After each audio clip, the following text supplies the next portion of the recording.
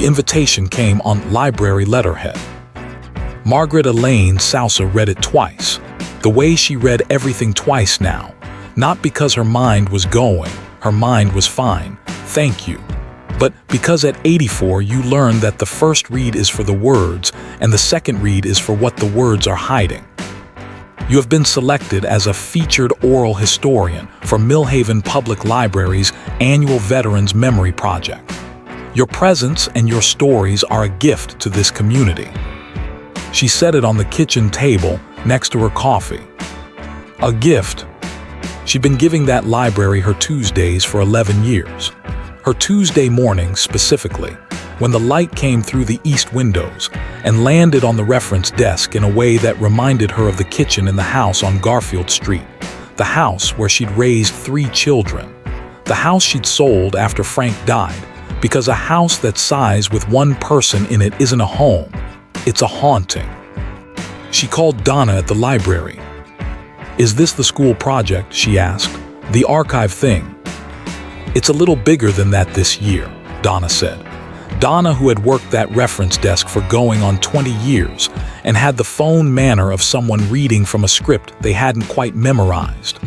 "We'd love for you to share whatever you're comfortable sharing." Margaret had looked at the invitation again. Whatever you're comfortable sharing. She knew what that meant. It meant talk about Frank, talk about Korea, talk about the letters and the rationing and waiting and the particular texture of that specific American grief that people find noble and legible and safe. Don't talk about Daniel. She never talked about Daniel. "I'll wear my good coat," she told Donna.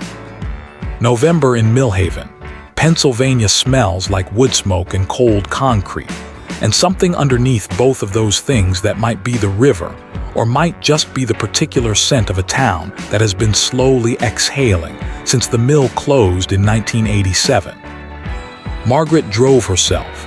Her daughter Patricia had offered 3 times and Margaret had declined 3 times, and on the 4th mention she'd said, "Patricia, I have been driving since before you were a concept," and that had been the end of that. She parked in the handicapped space. Her knee, not her mind, she would tell you unprompted, and she sat in the car for a moment with the engine off. The good coat was navy blue wool. She'd bought it for Frank's funeral and worn it to every significant occasion since. It had outlasted 2 presidents she'd liked and 4 she hadn't. It still fit. She took that personally. She got out of the car. She brought her notes. The Millhaven Public Library on a normal Tuesday morning is a particular kind of quiet. The quiet of carpet and fluorescent lighting, and the soft mechanical breath of the heating system. And Donna at the reference desk doing whatever Donna did when no one was asking her anything. This was not that Tuesday. There were chairs set up. Good chairs, the cushioned ones from the meeting room, not the folding kind they used for the book club. There were maybe 40 people already seated, which was 38 more people than Margaret had expected. A woman near the window had a camera on a tripod, not a phone camera, a real one with a lens. Margaret stood at the entrance and counted the chairs and recounted them, and then looked at Donna, who was standing by the circulation desk wearing an expression of aggressive pleasantness that Margaret had never seen on Donna's face in 11 years, because Donna was not, as a rule, an aggressively pleasant woman.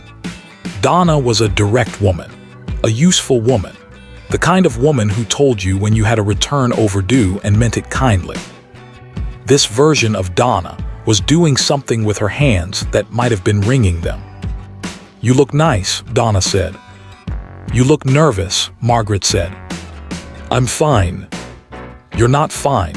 You're doing the thing with your hands." Donna looked at her hands, stopped doing the thing with her hands. "Can I get you some water? We have coffee."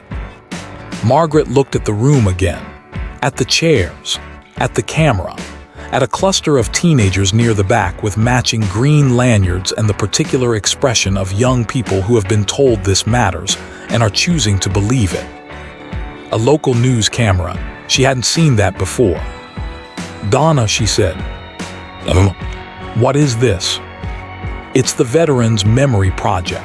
Donna said, with the precise intonation of someone who has rehearsed saying exactly those words and nothing else. Margaret Elaine Sousa had been a legal secretary for 31 years. She had typed depositions. She had sat across from men who were lying and men who were telling the truth, and learned early that the difference between them was not what they said, but what they refused to say. She looked at Donna. Donna looked at the floor. "All right," Margaret said. She adjusted her good coat. She walked to the front of the room and took the seat they'd clearly saved for her, the one facing the audience, and she placed her notes on the small table beside it, and she folded her hands in her lap and she waited. The program started at 10. A man named Gerald from the County Historical Society introduced her. He said the word remarkable 4 times in 6 sentences, which was 3 times more than the word could bear. He said she had lived through history. He said her memories were a living document. She smiled the smile she had developed for exactly this kind of thing. Then they asked her to speak. She talked about Frank first. That was always first, because Frank was the part people understood. Frank Sousa, United States Army, Korea, 1952 to 1954. She talked about the letters, how they came in clusters, 3 or 4 at once after a silence of weeks, how she'd learned to read the dates on the envelopes before she opened them so she knew which grief to prepare for. She talked about the waiting. She talked about it in the particular way she always talked about it, which was precisely and without sentimentality, and with the specific vocabulary of a woman who had processed a thing so thoroughly that it had become almost academic. The teenagers were writing things down. One of them raised her hand. 16, maybe 17, red hair in a braid, the kind of girl who asks questions in class and means them. "Mrs. Sousa," she said, "did you have children while he was away? I mean, did you have kids at home?" The room did something. Not a sound exactly, more like the absence of sound arriving faster than it should have. The woman with the camera tilted her head. Gerald from the Historical Society looked at his program. Donna, standing by the circulation desk, put her hand over her mouth and then took it away. Margaret looked at the girl. "2 daughters," she said, "Patricia and Ruth." "A beat." "And a son," she said, "Daniel." She said it the way you say the name of a place you used to live, not with grief. With geography. "He followed his father in," she said, "into the service." "Is he?" the girl started. "He was killed," Margaret said, "in action overseas." The room went the specific kind of quiet that rooms go when everyone in them knows more than they're supposed to show. Margaret looked at her notes. The door behind her opened. She didn't turn around. That is the thing you need to understand about Margaret Elaine Sousa. She had been finishing sentences for 84 years, and she was not about to stop now because a door opened. She finished the sentence she was in the middle of. She said, "And that is the thing about waiting, it changes the shape of you, but it doesn't break you because you don't let it." Then she turned. He was wearing a gray sweater. No uniform. There is no uniform for what Daniel Sousa did. No branch insignia that could be worn in public. No rank that exists in any document that will ever be declassified in Margaret's lifetime or his. He was 43 years old and he looked like his father did at 43, which was something Margaret had thought about on many of the 1,122 days she had spent believing, publicly, out loud, to anyone who asked, that her son was dead. He stood in the doorway. He had his father's shoulders. He had her eyes. He had a scar along his jaw that she didn't recognize, and she was already cataloging it, already filing it, because that is what you do when you are given back something you have been told is gone. You inventory the damage. You count the new things. You map the distance between the person who left and the person standing in front of you now. He said, "Hey, Mom." 2 words. The same 2 words he'd said at the end of every phone call from the time he was 16 until the calls stopped. Margaret said his name. Once, "Daniel," Not loudly, not with the particular quaver that the moment might have been expected to produce. She said it the way you say a word you've been afraid to say for 3 years. Carefully, like checking if it still works, like pressing on a bruise to see if it still hurts. It did. She was already standing. She crossed the room the way she had crossed every room of consequence in her life, which was directly, without apology, at her own pace. And she took his face in both her hands. His face that was his father's face, and her face, and also something new, something made by years and distance, and whatever happened in the places he could not name, and she held it. She studied him. That is the word. Not embraced, not collapsed into, not wept over. She studied him, with both hands on his face and her eyes moving across it like she was reading a document, checking for errors, accounting for everything that had happened to it since she'd last been allowed to look. He put his arms around her. She let him. For a long time she let him. Behind them, in the good chairs, 41 people were doing various things with their faces. The teenagers with the green lanyards had stopped writing. The girl with the red braid had put her pen down on her notebook and was sitting very still with her hands in her lap. The way young people sit when they have just understood something they didn't have the vocabulary for before. Gerald from the Historical Society had taken off his glasses and was doing something to them with the hem of his shirt. The woman with the camera was still filming. She was also crying. She did not stop filming. 3 veterans in the second row, men in their 70s, the kind of men who wear their branch caps to every public event and have long since made their peace with what that service cost them, were not crying. They were sitting with their hands on their knees and their backs straight, and their faces doing something that wasn't quite an expression. It was a recognition. The particular look of men who understand, in the specific way that only service creates, exactly what listed as KIA means as an operational tool. What it requires of the people left behind to make it work. What it asks a mother to carry, and keep carrying, and never set down in public. They understood. They sat with it. Donna, at the circulation desk, was absolutely crying and had given up pretending otherwise. She had planned this for 4 months. She had learned things in those 4 months that she would carry for the rest of her life, and she thought she'd been prepared, and she had not been prepared. None of them had been prepared. Even the ones who knew it was coming had not been prepared for the way Margaret had said his name. Once, quietly, like a key turning in a lock that had been frozen shut for 3 years. The room found its way back to breath. Margaret and Daniel separated the way people separate when they have held on long enough to absorb the reality of the thing, the actual physical fact of it. The weight and warmth and solidity of a person you have been told does not exist. She looked at him. "You're thin," she said. He laughed. It came out of him rough and sudden, like a car starting in cold weather. "I'm fine, Mom." "You're thin," she said again, because she had waited 3 years and 2 months and 17 days to say it, and she was going to say it twice. She sat down, not because she needed to, her knee was the knee, not the heart, but because standing had accomplished what it needed to accomplish and sitting was the next correct thing. Daniel sat in the empty chair beside her. He reached over and put his hand on hers. She turned her hand over and held his. She did not look at him again right away. She looked at her notes on the small table, her notes about Frank, about Korea, about the letters and the waiting and the shape that waiting makes of you. She thought about adding a new page. She didn't. Some things don't go in the notes. The girl with the red braid raised her hand again. Margaret looked at her. "I'm sorry," the girl said. I didn't know."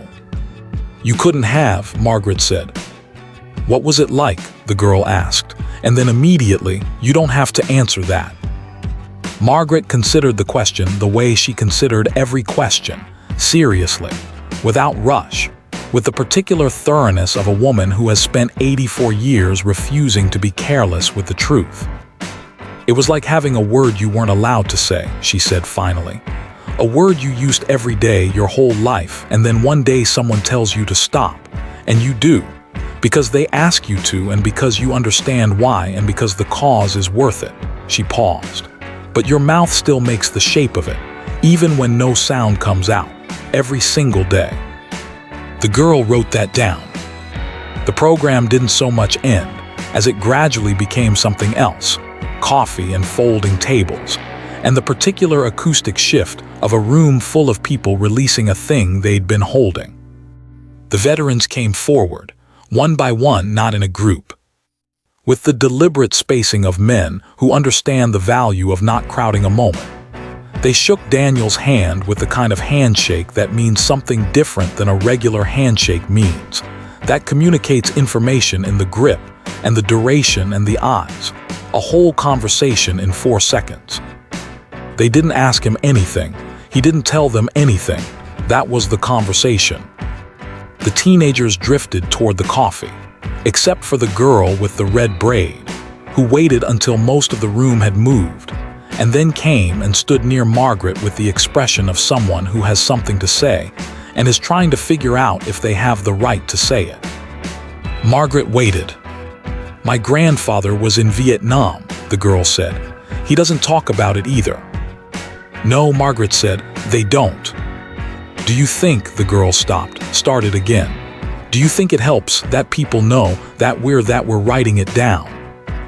Margaret looked at her son, who was standing near the window talking to Gerald from the Historical Society, holding a paper cup of bad library coffee, looking at the parking lot with the expression of a man who is still recalibrating to civilian lighting.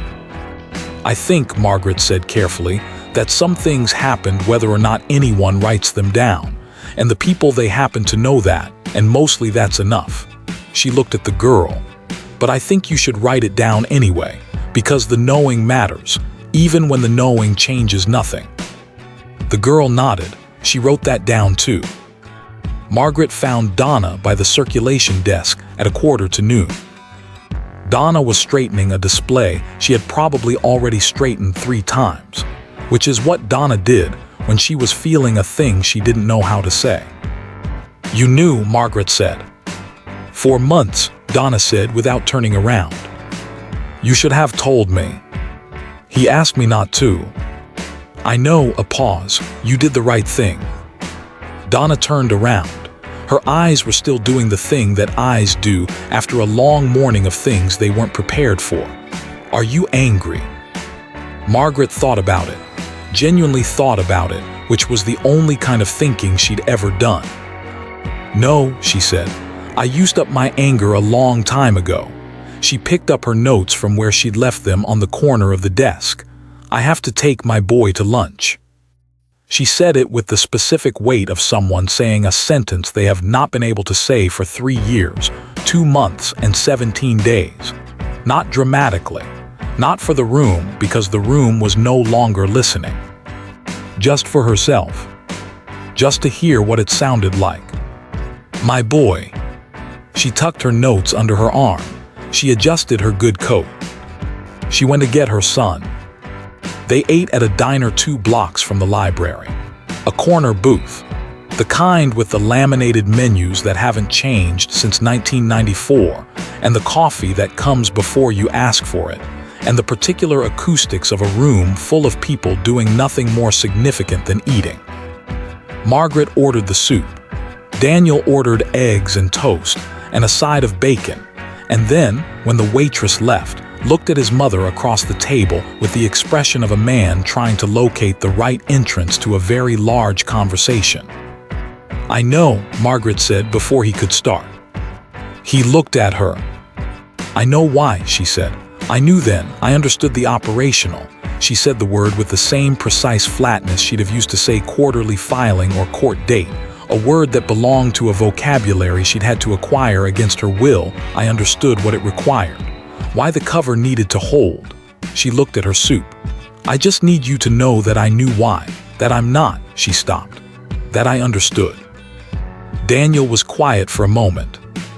"Mom," he said. "Don't," she said, not harshly, preemptively. He nodded. They ate. Outside, through the diner window, Millhaven, Pennsylvania went about its Tuesday. A UPS truck double-parked on Clement Street. A woman walking a dog that was walking her. 2 kids on bikes doing the elaborate nothing of a school day for reasons Margaret chose not to investigate. An ordinary Tuesday. The river smell coming through every time the door opened. Patricia doesn't know yet, Daniel said. Patricia is going to be a lot louder about this than I was, Margaret said. He smiled. It was her smile, she realized. She'd never noticed that before. Yeah, he said, I know. Ruth is going to cry for 3 days. I know that too. Your cousin Bobby is going to tell everyone at the VFW that he always knew, which is not true. Daniel actually laughed at that. The real laugh, not the carring cold weather one, the one she recognized. She watched him laugh. She did not look away. His name is Daniel Sousa. He is 43 years old. He has his mother's eyes and his father's shoulders, and a scar along his jaw from something that happened in a place he cannot name, in service of a mission that does not appear in any record that has been or will be made public. He was listed as killed in action for 3 years, 2 months, and 17 days. The paperwork still says so. It will always say so. His mother knew. She was asked to say nothing to no one, and she said nothing to no one. And when people asked about her son, she said, he was killed in action overseas, and she said it with the steady grief of a woman telling the truth, because that is what they needed her to say, and because she understood what the work required, and because she is the kind of woman who finishes her sentences even when the door opens behind her. For 3 years, 2 months, and 17 days, Margaret Elaine Sousa was the only person in Millhaven, Pennsylvania, who knew that her son was alive. She carried that alone, in her good coat, on her Tuesdays, without a debrief, without a commendation, without a single word from anyone in any official capacity thanking her for the thing she had done, which was this. She had taken the most important truth of her life, and she had locked it in her body like a classified document, and she had walked around in the world with it, and she had not broken, not once, not in public, not where anyone could see, because that is what they needed her not to do. There is no medal for that. There is no citation, no ceremony, no invitation on library letterhead that adequately accounts for it. There is a Tuesday in November. A corner booth. A boy who looks like his father, ordering eggs. A woman in a navy wool coat, watching him eat. Deciding that is enough. Deciding, after all of it, that this ordinary Tuesday, this bad diner coffee, this laminated menu, this window, this light, is exactly enough.